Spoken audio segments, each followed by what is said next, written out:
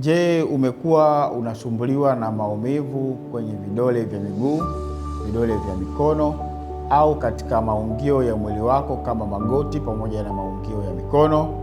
Hiyo ni dalili ya ugonjwa hatari sana ambao hujulikana kama ugonjwa wa gauti.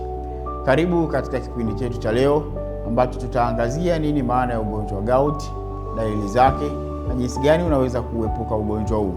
Karibu. Gauti ni ugonjwa ambao husababishwa kutokana na mlundikano wa kemikali au chembechembe zijulikanazo kama uric acid katika mwili wa binadamu.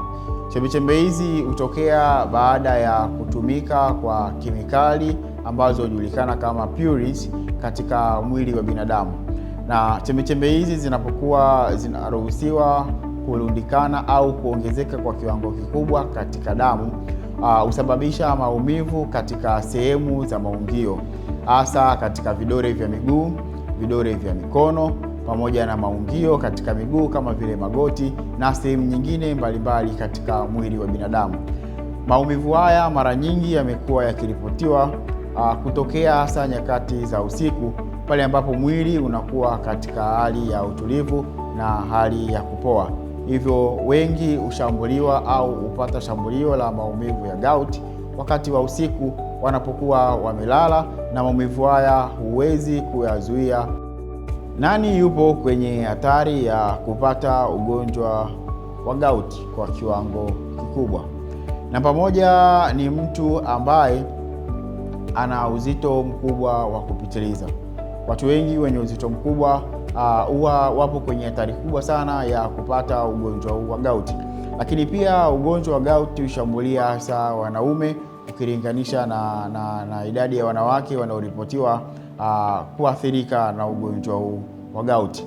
Lakini pia mtu mwenye matatizo ya pressure, matatizo ya sukari au matatizo katika figo huwa kwenye hatari kubwa sana ya kupata ugonjwa huu wa gauti. Lakini matumizi ya pombe ya muda mrefu nayo pia yameripotiwa kuwa chanzo cha kusababisha ugonjwa huu wa gauti.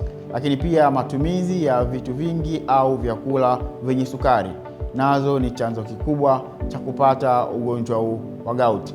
Lakini pia matumizi ya nyama nyekundu, hasa nyama ya mbuzi au nyama ya ng'ombe au nyama itokanayo na viungo vya ndani vya wanyama, kwa mfano kwa kutumia nyama ya figo au kwa kutumia maini, unakuwa kwenye hatari kubwa zaidi ya kupata ugonjwa huu wa gauti. Lakini matumizi madogo au tabia ya kutopenda kutumia maji mara kwa mara, hasa maji ya kunywa, hukuweka katika hatari kubwa sana ya kuweza kupata ugonjwa huu wa gauti. Dalili za ugonjwa wa gauti: mgonjwa atakuwa anapata maumivu makali sana kwenye maungio au sehemu za vidole ambazo zimeathirika na uwepo wa kiwango kikubwa cha uric acid, vidole vya miguu, vidole vya mikono, kwenye magoti au kwenye maungio ya sehemu za mikono. Na mara nyingi wagonjwa wengi huripoti maumivu haya kutokea hasa nyakati za jioni au nyakati za usiku, pale ambapo wanakuwa wamelala na mwili unapokuwa katika hali ya utulivu.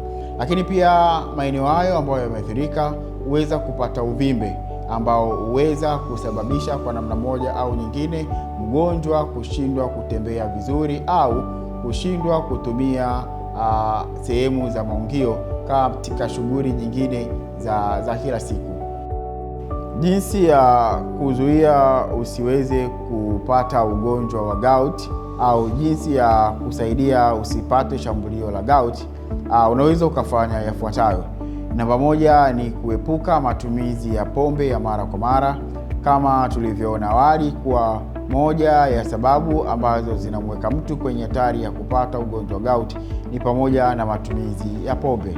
Lakini pia epuka matumizi ya vyakula vyenye sukari mara kwa mara ili kupunguza uwezekano wa kuongeza kiwango cha uric acid katika damu yako.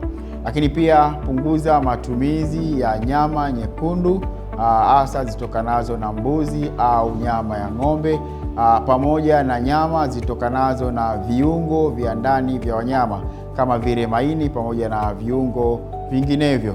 Lakini pia kuwa na tabia ya kupenda kufanya mazoezi ili kuweka mwili katika hali ya usawa, pamoja na uwezo mzuri wa mfumo wa kimetaboliki kufanya kazi yake ipasavyo. Lakini tumia maji mengi ya kunywa kama inavyoshauriwa kutokana na wataalamu wa afya, at least lita 2 kwa siku, ili kuweza kufanya mwili wako kuwa na uwezo mzuri wa kusaidia figo kuchuja na kuondoa taka mwili zinazotokana na mchakato wa kimetaboliki ndani ya mwili, na hivyo kupunguza sumu nyingi ndani ya mwili pamoja na uric acid katika damu yako. Kwa msaada pamoja na ushauri mwingine wa kuhusu afya, usiache kufika na kutembelea katika kituo chetu cha Royal Polyclinic kinachopatikana Ilala Msaada Garage.